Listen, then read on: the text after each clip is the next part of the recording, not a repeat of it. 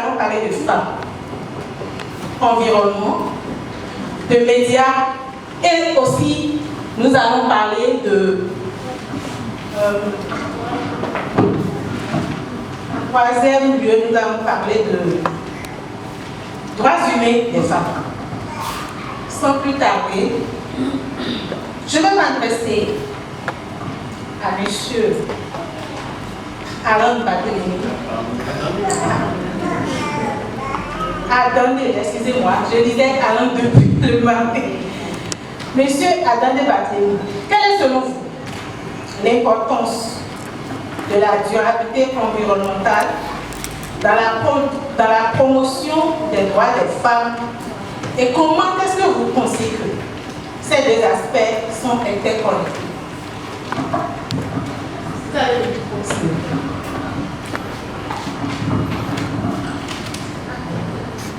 Merci de m'avoir accordé la parole ce matin pour échanger avec les belles dames qui sont devant moi.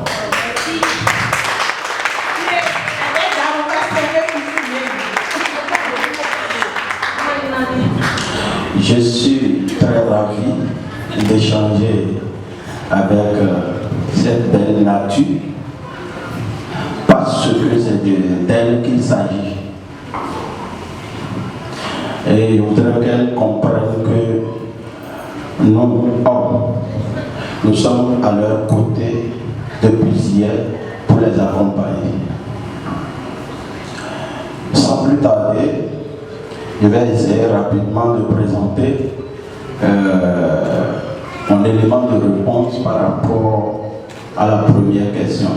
On a déjà présenté, non plus perdre le temps pour ça. S'agissant de l'importance de la durabilité environnementale dans la promotion des droits des femmes et leur interconnexion, je peux commencer déjà par dire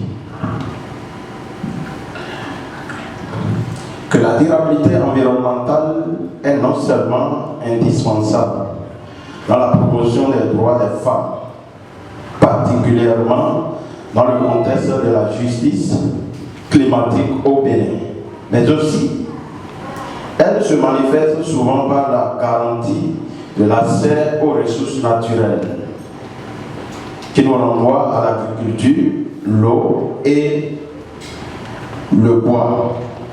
De plus, elle contribue à la réduction des impacts négatifs tels que les pénuries et les catastrophes climatiques que nos belles dames vivent, ainsi qu'à l'amélioration de la santé et du bien-être des femmes. En outre, elle offre des opportunités économiques dans l'agriculture biologique et les énergies renouvelables, tout en favorisant leur participation aux décisions environnementales. Par conséquent, ces deux dimensions sont interconnectées en ce sens que l'autonomisation des femmes renforce la résilience communautaire, tandis que l'intégration de leurs droits dans les politiques environnementales accélère le développement durable. Je crois bien que j'ai essayé de répondre à votre question et j'attends les apports pour compléter. Je vous remercie. Merci, monsieur Barthélémy. Doyen Moussouli, dites-nous, quel est votre avis sur l'impact des violences faites aux femmes, sur leurs droits humains et quelles solutions concrètes pensez-vous proposer? Mon avis, je voudrais remercier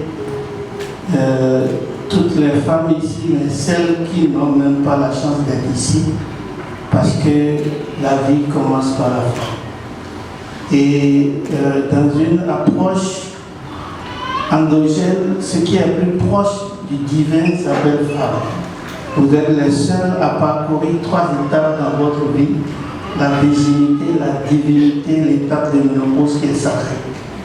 Et quand on violente une femme, on violente une génération de personnes. Et pour moi, aucun homme ne peut accepter la violence faite aux femmes parce que parmi les femmes se trouvent d'abord notre mère, nos filles, nos femmes, nos sœurs, etc. Et la violence faite aux femmes, moi je compare à ce que l'on appelle aujourd'hui la terre-mère. Et la femme est la mère nourricière, et dans toutes les sphères on appelle la terre la mère nourricière. Toute violence que vous faites à la terre, vous récoltez les conséquences à court, moyen et à long terme. Et c'est la société qui paie. Dans tout cela, on ne peut avoir un développement en idée de violenter la gente féminine ou de faire violence aux femmes. Et si vous voulez mon avis sur que faire, c'est qu'aujourd'hui, la lutte contre la violence faite aux femmes ne doit pas l'apanage des discours ou des textes écrits. Ça commencera par l'éducation, à partir de la cellule familiale. C'est vrai que notre société, on dit, nous avons sous nos clés.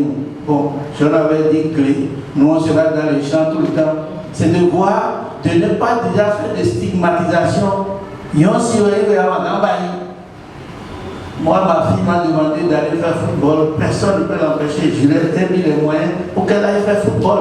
C'est ce qu'elle veut faire. Si elle a l'aptitude pour le faire, pourquoi vous l'empêchez? C'est aujourd'hui qu'on donne la liberté aussi là-bas à la femme. Ou bien les enfants très tôt en train de parler, même là où il y a...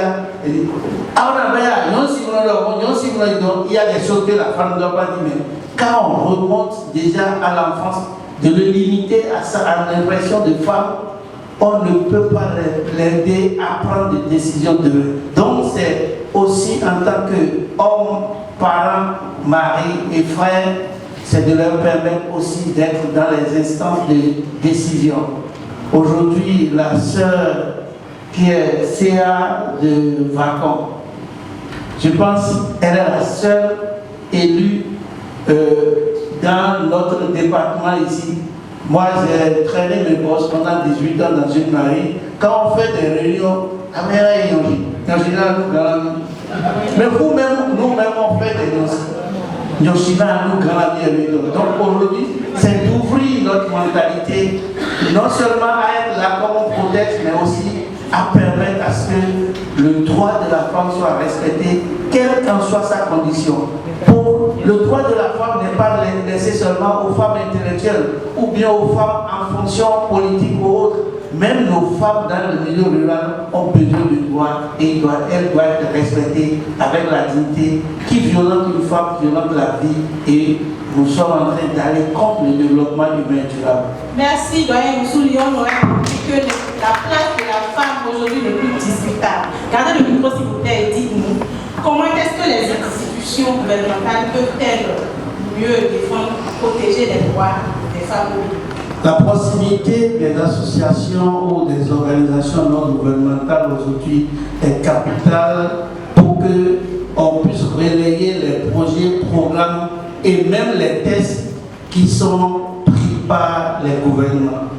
Il ne sert à rien qu'entre les 4 murs de Cotonou ou de Porto-Novo, qu'on puisse dire qu'on a fait des tests, qu'on puisse voter des tests qui ne sont pas accessibles au bas peuple, ce que je dis, et elles sont dans les villages, elles ne comprennent même pas la langue que je parle. Comment faire pour que déjà, au niveau des gouvernements, c'est que les associations, les ONG, les réseaux qui sont plus proches de ces femmes puissent trouver des creusets comme on le fait aujourd'hui pour porter l'information à la femme. Il m'est arrivé même un jour avec le centre de promotion sociale, un homme qui a tapé à sang sa femme, et j'ai cherché le garçon, je l'ai amené à la gendarmerie, ce qu'on appelle commissariat. Mais elle sentant déjà la pression de la famille, m'a dit, comment déjà que des proximités, ce qu'on fait, c'est pour te sauver aussi de la situation. Mais on a sorti le garçon, ça n'a pas fait un mois, les dents sont parties. Comment faire aussi que les prises en charge psychosociales de la femme violentée aujourd'hui n'est pas totalement une réalité chez nous. C'est qu'on ait les unités de proximité dans nos quartiers parce que la décentralisation est un chantier inachevé. Un chef quartier ne peut pas continuer à gérer les affaires publiques dans sa maison. Est-ce que dans nos villages, il y a quelque part où la femme peut être écoutée? La seule femme sans de chef responsable du centre de promotion sociale, c'est pour 200 000 habitants. Ce n'est pas opérationnel. C'est qu'on puisse retourner vers les pères. L'éducation par les pères, les soutiens par les pères. Et ceux qui peuvent le faire, c'est soit des femmes ou des associations qui sont des possibilités pour que ce soit des relais. Parce que quand tu as un problème et tout pas quelqu'un pour en parler, et je pense qu'on peut les avoir aujourd'hui pour pouvoir booster au moins les prises en compte de ces violences et aussi le règlement de ces problèmes avec les structures de proximité. Merci, monsieur Guillaume. Madame Gagnac Bello, vous êtes femme de médias, femme dans un milieu d'hommes, si je puis m'exprimer ici. Alors, comment est-ce que vous percevez les médias en matière de contribution à sensibiliser le public aux droits des femmes et à leurs défis? Merci madame. Bonjour à tous. Bonjour surtout à toutes. Et merci au réseau d'avoir inclus dans ce panel une sous-thématique qui parle des médias et des femmes. C'est rare parce que souvent on dit le journaliste ou la journaliste parle des autres, mais pas de lui-même ou d'elle-même. Ici, c'est un créneau qui nous permet aussi de parler de nous en tant que journalistes et en tant que femmes journalistes. Pour revenir à votre question, avant d'y répondre, il faut qu'on revienne sur le rôle basique du média, du journaliste, de l'organe de presse. Ce rôle basique, c'est simplement d'informer. Donc c'est vous qui faites l'information et nous, à travers nos canaux, nous diffusons l'information. Et à travers cette diffusion, les rôles qui suivent, c'est d'éduquer et de sensibiliser. C'est-à-dire que cette information qui a lieu ici et que nous portons au public, au plus grand public, permet à ce public-là d'être sensibilisé et d'être éduqué.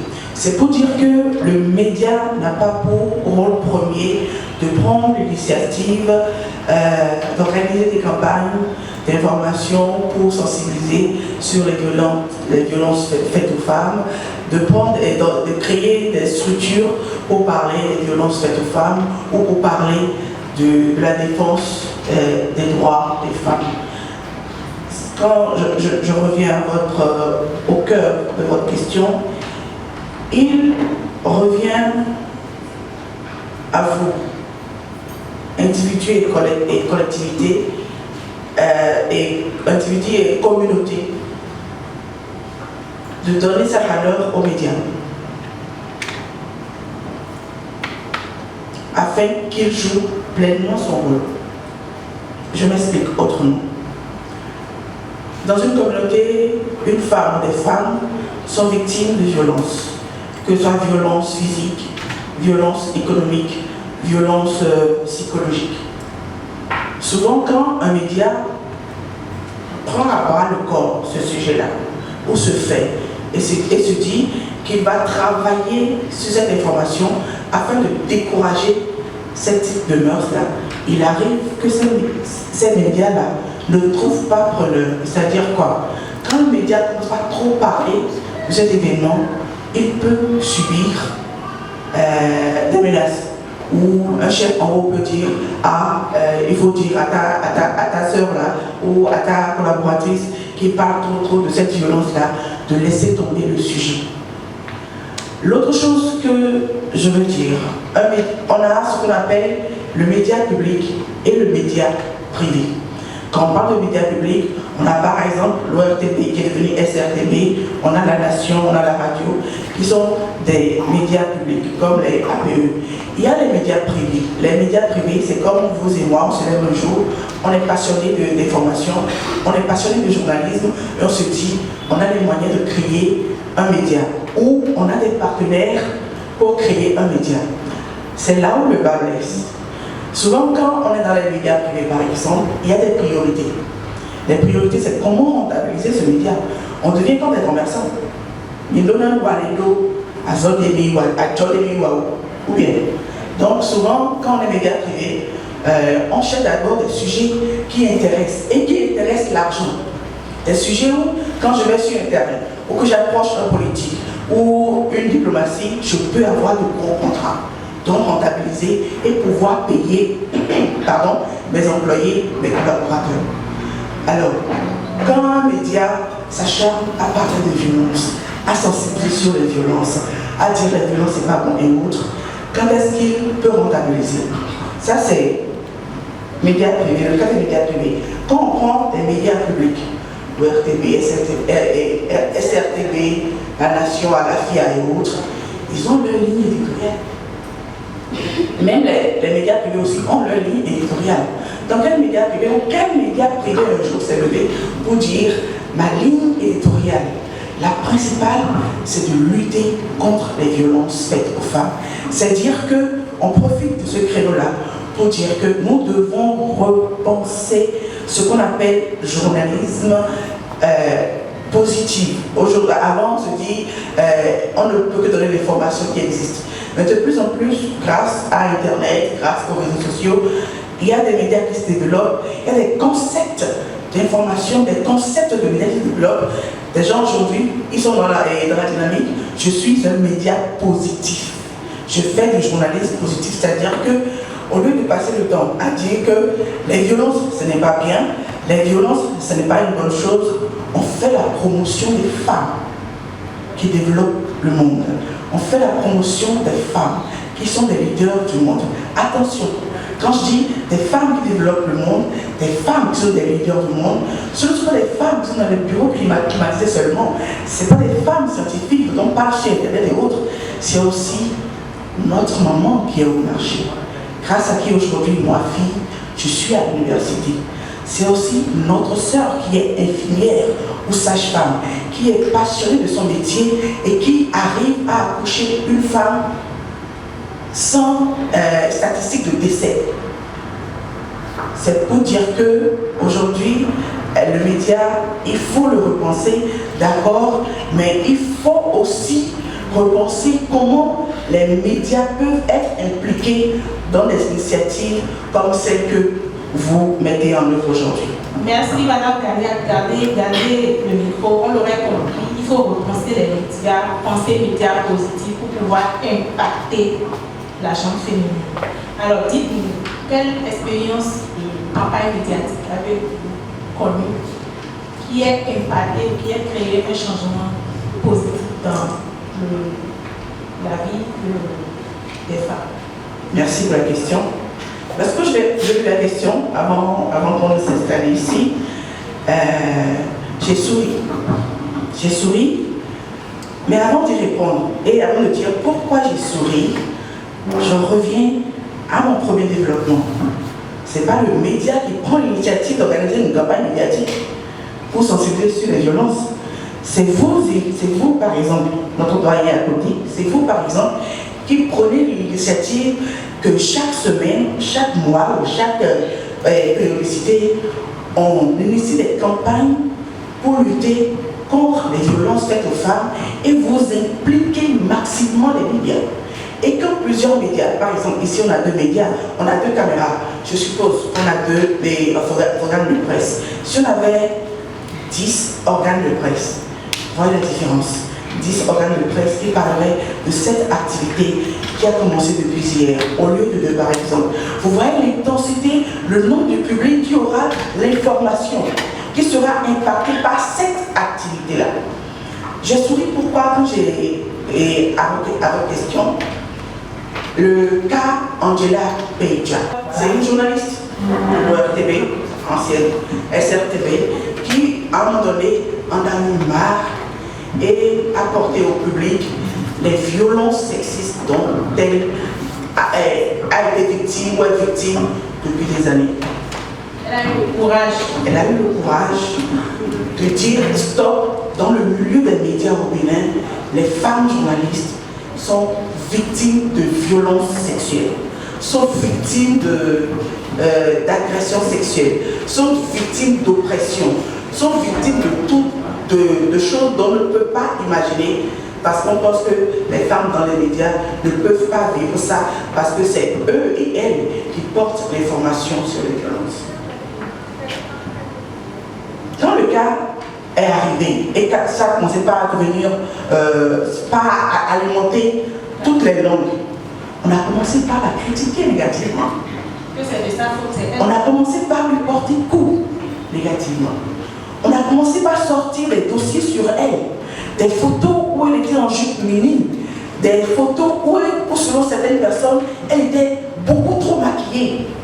Et que si d'aventure, par certainement dit, on ne la croit pas, ou soit c'est elle qui est provocatrice et qui a cherché et a trouvé. Mais lorsque le président Patrice Talon l'a reçu pour parler de son cas, la dynamique a changé complètement.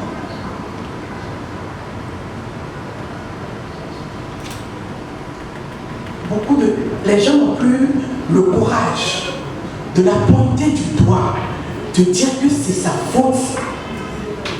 Mais les gens commencent à dire, ah, j'ai une amie journaliste, j'ai une soeur journaliste, allons lui demander si elle est aussi victime.